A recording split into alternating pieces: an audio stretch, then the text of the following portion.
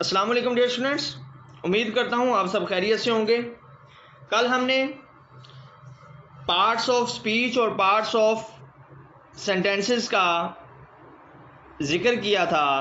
Parts of speech और parts of sentences को discuss किया था, जिसमें हमने देखा था कि नाउन का क्या रोल है, प्रोनाउन का क्या रोल है, adjective, conjunction, preposition, adverb, verb, subject, predicate, ये सारी चीज़ें हमने डिस्कस की थी ब्रीफली।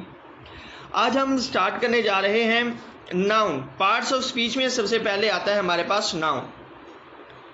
नाउन की डेफिनेशन तो आप लोगों ने पहले से पढ़ी हुई है। Noun is the name of person, place, thing और आइडिया। चार चीज़ें हैं। पर्सन का नेम हो सकता है, प्लेस का नेम हो सकता है, चीज़ का नेम हो सकता है, या किसी ख्याल या आइडिया का नेम हो सकता है। एग्जाम्पल देख लें डियर स्टूडेंट्स। ये मैंने एग्जाम्पल्स बड़ी सोच समझ के लिखी हैं, आप लोगों को इंशाल्लाह समझ आ जाएगी। मैन,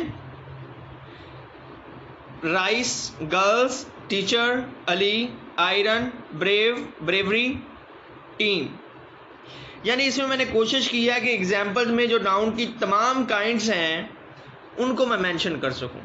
जिस तरह मैन कॉमन नाउन मैंने जिक्र कर दिया, राइस मटेरियल नाउन का जिक्र कर दिया, गर्ल्स ठीक है ये मैंने प्लूरल नाउन का जिक्र कर दिया, जेंडर भी है ये फेमिनाइन जेंडर का भी जिक्र कर दिया, टीचर कॉमन जेंडर का जिक्र कर दिया, कॉमन नाउन का जिक्र कर दिया, अली प्रॉपर नाउन है, आयरन मटेरियल नाउन है, ब्रेवरी एब्स्ट्रैक्ट नाउन है, टीम ये कलेक्टिव नाउन है।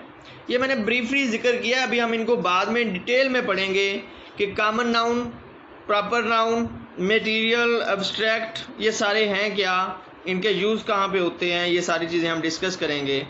काइंड्स ऑफ नाउन आगे देखें डियर स्टूडेंट्स। जो तीसरे नंबर पे है वो है kinds of noun, common noun.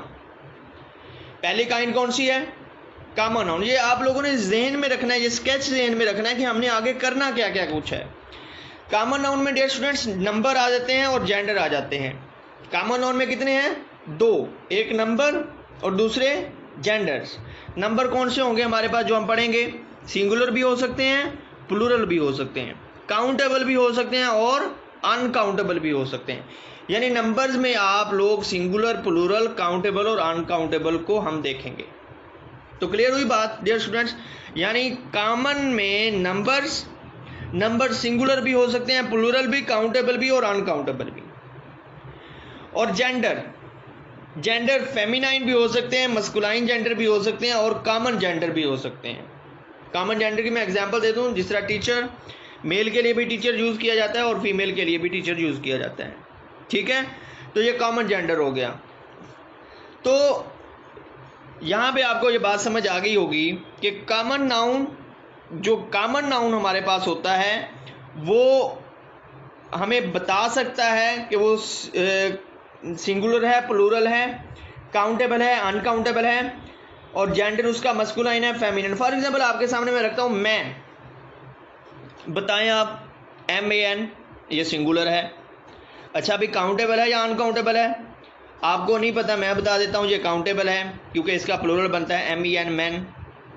ठीक है, अच्छा जेंडर बताएं इसका, मस्कुलाइन है, फेमिनाइन है? मस्कुलाइन है। तो यानी एक कॉमन नाउन जब आपके सामने आता है तो बहुत सारे क्वेश्चन आपको पता चल जाते हैं, पता चल जाने चाहिए कि सिंगुलर है या प्लूरल, काउंटेबल है या अनकाउंटेबल, फेमिनाइन है, मस्कुलाइन है, कॉमन है, ये कौन सा है। तो यानी जो भी कॉमन नाउन होगा वो सिंगुलर प्लूरल में से भी एक होगा, काउंटेबल अनकाउंटेबल में से भी होगा, मस्कुलाइन और फेमिनाइन में से भी होगा। तो यानी इन तीन कैटेगरीज आप उसके बारे में बता सकते हैं। जिस तरह आपके सामने आ जाता है आपके सामने आ जाता है गर्ल्स, प्लूरल है, काउंटेबल है, फेमिनाइन है। ठीक है, ये तीनों आ गए इसमें, तो क्लियर हुई बात। अब उसके बाद जो दीगर टाइप्स हैं वो है प्रॉपर नाउन। प्रॉपर नाउन आपके सामने ऊपर मौजूद है अली। यानी किसी भी चीज़ को जब हम कोई नाम दे देते हैं, जब किसी का कोई नाम रख देते हैं तो वो प्रॉपर नाउन होता है। एब्स्ट्रैक्ट नाउन के बारे में सीधी सी बात यह है कि जिसको हम फील कर सकें, फील करके बता सकें, यानी उस चीज़ को हम छू ना सकते हों। जिस तरह मोहब्बत है उसको छू नहीं सकते, महसूस कर सकते हैं, नफरत है उसको हम महसूस कर सकते हैं, दोस्ती है हम उसको महसूस कर सकते हैं, दर्द है हम उसको महसूस कर सकते हैं लेकिन हम पकड़ नहीं सकते। नफरत है हम उसको महसूस कर सकते हैं लेकिन हम पकड़ नहीं सकते। केयर को हम महसूस कर सकते हैं, हम उसे पकड़ नहीं सकते। हाँ, अगर कोई बहादुर है तो हम उसकी बहादुरी को महसूस कर सकते हैं, पकड़ नहीं सकते। बहादुर इंसान को तो पकड़ा जा सकता है लेकिन उसकी बहादुरी को महसूस किया जा सकता है उसके एक्ट से। इस तरह अगर कोई इंटेलिजेंट है, अगर कोई वाइज है, अक्लमंद है, तो अक्लमंद को तो पकड़ा जा सकता है, अक्लमंद को तो छुआ जा सकता है लेकिन उसकी अक्लमंदी को छुआ नहीं जा सकता। तो डियर स्टूडेंट्स, एब्स्ट्रैक्ट नाउन को हम आगे मजीद डिस्कस करेंगे। अभी फिलहाल मैं आपको जस्ट ये बता रहा हूँ कि ये वो चीज़ें हैं जिनको हम जस्ट फील करके, किसी के एक्ट से फील करके, हम अपनी ऑब्जर्वेशन से जो है वो हम उसके अंदर जो पाई जाने वाली क्वालिटी है उसको हम निकालते हैं। इसके बाद है material noun, collective noun. Collective noun आपके ऊपर सामने मौजूद है टीम, यानी उसमें एक से ज़्यादा प्लेयर्स होते हैं, उसको हम सिंगुलर नेम भी दे सकते हैं और सिंगुलर नेम का प्लूरल भी बना सकते हैं। क्लास है यानी group of persons, group of place, group of things, ठीक है। और मटेरियल नाउन आयरन है, राइस है, ये मटेरियल नाउन है, ठीक है जी। अब इनको अभी हम डिस्कस करेंगे मजीद आगे कि मटेरियल नाउन ये आया कि ये भी काउंटेबल अनकाउंटेबल होते हैं या नहीं होते, इनको काउंट किया जा सकता है या नहीं किया जा सकता। इसी तरह अब्स्ट्रैक्ट नाउन के बारे में भी देखना है कि वो काउंटेबल होते हैं या अनकाउंटेबल होते हैं। तो ये चीज़ें भी हम बाद में मजीद इंशाल्लाह डिस्कस करेंगे। तो डियर स्टूडेंट्स, आज इसमें हमने देख लिया नाउन, एग्जाम्पल्स ऑफ नाउन और काइंड्स ऑफ नाउन। अभी हम मजीद आगे देखेंगे जी डियर स्टूडेंट्स, हम देख रहे थे काइंड्स ऑफ नाउन्स के हवाले से। अब हम डिस्कस करने जा रहे हैं फंक्शंस ऑफ नाउन, यानी पार्ट्स ऑफ स्पीच तो है, इसके फंक्शंस क्या हैं, ये कहाँ कहाँ पे इस्तेमाल इसका किया जाता है। तो फंक्शंस को हम डिस्कस करते हैं। सब्जेक्ट, कंप्लीमेंट ऑफ सब्जेक्ट, यानी सब्जेक्ट कंप्लीमेंट के तौर पे ये इस्तेमाल होता है नाउन, और अकेले सब्जेक्ट के तौर पे इस्तेमाल होता है। यानी दो फंक्शन हैं यहाँ पे सब्जेक्ट के हवाले से, या ये सब्जेक्ट के तौर पे इस्तेमाल होगा या सब्जेक्ट के कंप्लीमेंट के तौर पे इस्तेमाल होगा।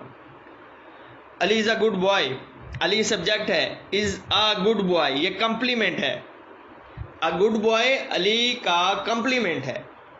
तो या तो ये सब्जेक्ट के तौर पे इस्तेमाल होगा या सब्जेक्ट के कंप्लीमेंट के तौर पे इस्तेमाल होगा। ये तो इसके फंक्शंस हो गए सब्जेक्ट के हवाले से। तो फंक्शंस ऑफ नाउन ये अभी मैं जस्ट ब्रीफली बता रहा हूँ, ये हम इनको सब्जेक्ट के इस्तेमालात को हम डीपली पढ़ेंगे, कंप्लीमेंट ऑफ सब्जेक्ट के को हम डीपली पढ़ेंगे। इसके अलावा आप देखें आगे डायरेक्ट ऑब्जेक्ट और इनडायरेक्ट ऑब्जेक्ट। ऑब्जेक्ट के तौर पे इस्तेमाल होता है, ऑब्जेक्ट डायरेक्ट भी होता है और इनडायरेक्ट भी होता है, इसको भी हम आगे चल के इंशाल्लाह डिस्कस करेंगे वेरी नेक्स्ट लेक्चर में। ऑब्जेक्ट ऑफ प्रीपोजिशन और प्रीपोजिशन के ऑब्जेक्ट के तौर पे भी इस्तेमाल होता है, यानी नाउन के इस्तेमालात आप ज़रा देख लें, फंक्शंस देख लें। 5 हैं, subject, complement of subject, direct object, indirect object, object of preposition. कितने इस्तेमालात हो गए, कितने फंक्शंस हैं इसके ग्रामर में। नाउन के फंक्शंस आप देख लें, सब्जेक्ट के तौर पे इस्तेमाल होता है, कंप्लीमेंट ऑफ सब्जेक्ट के तौर पे इस्तेमाल होता है, डायरेक्ट ऑब्जेक्ट के तौर पे इस्तेमाल होता है, इनडायरेक्ट ऑब्जेक्ट के तौर पे इस्तेमाल होता है, ऑब्जेक्ट ऑफ प्रीपोजिशन के तौर पे इस्तेमाल होता है। तो ये जब हम इंशाल्लाह आगे इसके इस्तेमालात पढ़ेंगे, जब हम इनको डीपली स्टडी करेंगे, डीपली मैं आपको लेक्चर दूंगा, तो इंशाल्लाह आप इंजॉय करेंगे और आपको बड़ा मज़ा आएगा। इनके इस्तेमालात की आपको इंशाल्लाह ज़रूर समझ आ जाएगी। तो अभी फ़िलहाल आप लोगों ने यही याद रखना है कि फ़ंक्शंस कितने हैं नाउन के, क्योंकि जब नाउन के आपको फंक्शंस पता होंगे तो आपको फिर इनके इस्तेमालात के बारे में एक तजस्सुस पैदा होगा कि आपको जल्द अज जल्द इनके बारे में पता चले। तो क्या पता चला जी, फंक्शंस 5 हैं। सब्जेक्ट के तौर पे इस्तेमाल होता है नाउन, कंप्लीमेंट ऑफ सब्जेक्ट के तौर पे इस्तेमाल होता है नाउन, डायरेक्ट ऑब्जेक्ट के तौर पे इस्तेमाल होता है नाउन, इनडायरेक्ट ऑब्जेक्ट के तौर पे इस्तेमाल होता है नाउन, और ऑब्जेक्ट ऑफ प्रीपोजिशन के तौर पे इस्तेमाल होता है नाउन। उसके बाद जिसका हमने जिक्र किया है नाउन सपोर्टर्स, यानी नाउन का सहारा लेकर कौन कौन इस्तेमाल हो सकता है सब्जेक्ट के तौर पे, ऑब्जेक्ट के तौर पे आएगा तो वो नाउन के साथ, लेकिन सपोर्टर्स इनको कहते हैं। यानी नाउन के दोस्त कह लें, यानी नाउन का साथ देने वाले कह लें। यानी एडजेक्टिव एक तो नाउन के साथ आता है, एडजेक्टिव की फंक्शन ही ये है, एडजेक्टिव की ड्यूटी ये है कि उसने नाउन के हवाले से नाउन के बारे में बताना है। तो जब भी नाउन को ज़रूरत पड़ेगी अपने आप को बताने के हवाले से तो एडजेक्टिव आएगा, इसके अलावा डिटर्मिनर्स आएंगे। नाउन के साथ साथ किन किन का इस्तेमाल किया जाता है, जहाँ पे आप देखें ज़रा, nouns are often used with, noun का अक्सर इस्तेमाल किया जाता है, नाउन के साथ अक्सर इस्तेमाल किया जाता है किसका, एडजेक्टिव का, एंड डिटर्मिनर्स और डिटर्मिनर्स का। नाउन के साथ एडजेक्टिव और डिटर्मिनर्स का इस्तेमाल किया जाता है। याद रखने वाली बात है, नाउन के साथ कौन कौन आते हैं, एडजेक्टिव और डिटर्मिनर। डिटर्मिनर कौन से होते हैं, आर्टिकल्स ए, एन और the, possessives my, our, your, his, her, their, its, ये पोसेसिव, ये भी हमेशा नाउन के साथ आते हैं। डिमॉन्स्ट्रेटिव्स, ये भी डिटर्मिनर्स हैं, ये भी नाउन के साथ आते हैं। दिस, दैट, दीज, दोज, ये भी नाउन के साथ इस्तेमाल हो सकते हैं। और इसके अलावा अब आगे न्यूमेरल्स देख लें, 1, 2, 3। ऑर्डिनल्स देख लें, ऑर्डिनल्स क्या हैं, first, second, third, last. Quantifiers, much, very, ठीक है, ये क्वांटिफायर्स। अब यहाँ पे डियर स्टूडेंट्स आपको पता चल गया कि नाउन के सपोर्टर्स कौन कौन से हो सकते हैं। नाउन के सपोर्टर्स हैं एडजेक्टिव और डिटर्मिनर्स। अगला क्वेश्चन ये है कि डिटर्मिनर्स कौन से होते हैं। डिटर्मिनर्स होते हैं articles, possessives, demonstratives, numerals, ordinals and quantifiers. Clear हुई बात। तो यानी फंक्शंस आपको पता होने चाहिए। फंक्शंस कितने हैं, 5। Subject, complement of subject, direct object, indirect object, object of preposition. ये आपको बताऊंगा कि डायरेक्ट इनडायरेक्ट ऑब्जेक्ट क्या होते हैं, कंप्लीमेंट क्या होते हैं, प्रीपोजिशन के ऑब्जेक्ट कैसे बनते हैं। और उसके बाद नाउन सपोर्टर्स कौन से होते हैं, एडजेक्टिव और डिटर्मिनर्स। डिटर्मिनर्स कौन से होते हैं ये आपने बताना है मुझे अभी। ये आप लोगों ने लर्न करना है कि डिटर्मिनर्स कौन से होते हैं। आर्टिकल्स होते हैं, पोसेसिव्स होते हैं, डिमॉन्स्ट्रेटिव्स होते हैं, न्यूमेरल्स होते हैं, ऑर्डिनल्स होते हैं और क्वांटिफायर्स होते हैं। तो डियर स्टूडेंट्स यकीनन आप लोगों को आज के लेक्चर में समझ आई होगी और ये लेक्चर आप लोगों ने गौर से यकीनन सुना होगा और सुनना भी चाहिए और इसको समझेंगे इंशाल्लाह। अभी नेक्स्ट लेक्चर जो है वो हमारा ये डायरेक्ट इनडायरेक्ट ऑब्जेक्ट और ऑब्जेक्ट ऑफ प्रीपोजिशन और इन सारी चीज़ों के हवाले से जिनको हमने यहाँ पे डिस्कस किया है, इनको हम इंशाल्लाह अगले लेक्चर में डीपली डिस्कस करेंगे ताकि आप लोगों को इसकी अच्छी तरह से